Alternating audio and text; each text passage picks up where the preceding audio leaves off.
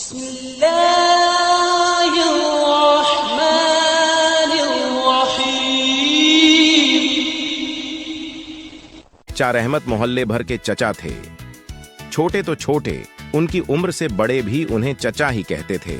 اللہ تعالی نے انہیں اولاد کی نعمت سے محروم رکھا تھا۔ وہ ایک سرکاری دفتر میں ہیں، ملازم تھے۔ قناعت کے ساتھ زندگی بہت اچھی گزر رہی تھی۔ محلے میں خوشی اور غم کے موقع پر چچا رحمت پیش ہوتے۔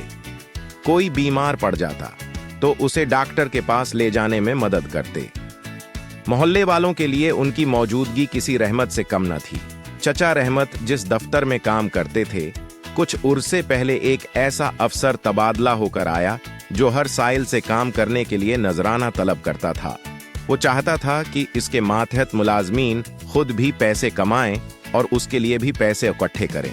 کچھ ملازمین تو اپنے افسر کے رنگ میں رنگ گئے، مگر رحمت چچا اپنے اصولوں پر چلنے کے عادی تھے۔ وہ نیکی کے راستے پر چلتے رہے۔ افسر بھلا اسے ماتحت کو کیوں کر پسند کرتا؟ انہیں بدنام کرنے کے لیے ان پر رشوت لینے کا جھوٹا الزام لگا دیا گیا۔ بات اوپر تک گئی۔ سرکار کی طرف سے معاملے کی چھان بین کرنے کے لیے کمیٹی بنا دی گئی۔ اس عرصے میں چچا رحمت کو معطل کر دیا گیا۔ محلے والوں کو جب معاملے کا علم ہوا تو سب مل کر کمیٹی کے سامنے پیش ہو گئے۔ کمیٹی کے سربراہ نے محلے والوں کی زبانی چچا رحمت کی شرافت کے قصے سنے تو اس نے کہا، یہ محلے کا نہیں، محکمہ کا معاملہ ہے۔ میں تفتیش کر رہا ہوں۔ اگر رحمت صاحب بے گناہ ثابت ہوئے تو انہیں ملازمت پر بحال کر دیا جائے گا۔ محلے والے اپنا موقف بیان کر کے وہاں سے چلے گئے۔ چچا رحمت کو اس وقت حیرت کا جھٹکا لگا تھا جب اس رشوت خور افسر ریاض الدین نے انہیں فون کیا۔ اسکرین پر نمبر دیکھ کر چچا رحمت نے الیک سلیک کی۔ افسر نے پوچھا، کیا تم کل میری کوٹھی پر آ سکتے ہو؟ جی سر، حاضر ہو جاؤں گا، چچا رحمت نے جواب دیا۔ دوسرے دن صبح 10 بجے اپنے افسر کی کوٹھی کے سامنے موجود تھے۔ گھنٹی بجانے پر چوکیدار گیٹ پر آیا۔ افسر نے رحمت کے بارے میں اسے پہلے ہی بتا دیا تھا۔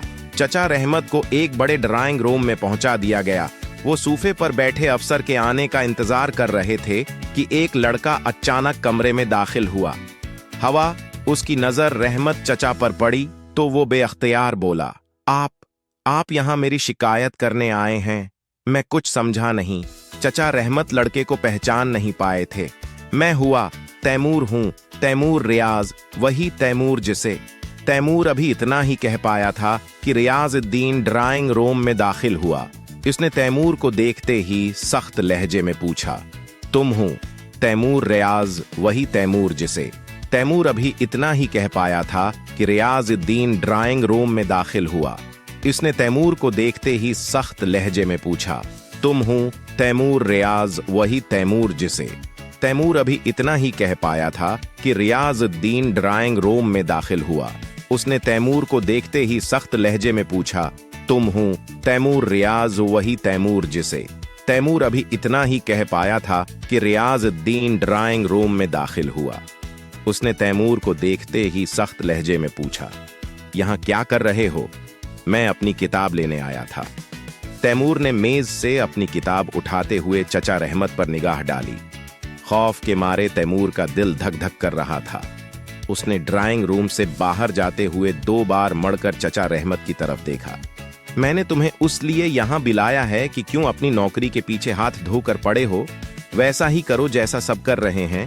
انکوائری کمیٹی کبھی تمہارے حق میں فیصلہ نہیں دے گی، کیونکہ چچا بے ساختہ بولے، کیونکہ وہ سب آپ کے ساتھ ملے ہوئے ہیں۔ رحمت چچا کی بات سن کر ریاض الدین نے کہا، آدمی تم ٹیڑھے ہو۔ عقل کا تقاضا یہی ہے کہ وہی کرو جیسا میں کہتا ہوں۔ اگر وہی کرو گے جو میں چاہتا ہوں تو سب کچھ ٹھیک ہو جائے گا۔ سوچ لو، ایسا سنہری موقع بار بار تمہیں نہیں ملے گا۔ سوچ لو، اچھی طرح سوچ لو۔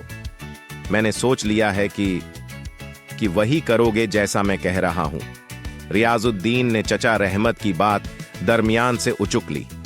میں نے سوچ لیا ہے کہ میں وہی کروں گا جیسا کرنے کا حکم میرے اللہ اور پیارے نبی نے دیا ہے۔ میں حلال روزی کماؤں گا، کسی صورت حرام نہیں کھاؤں گا۔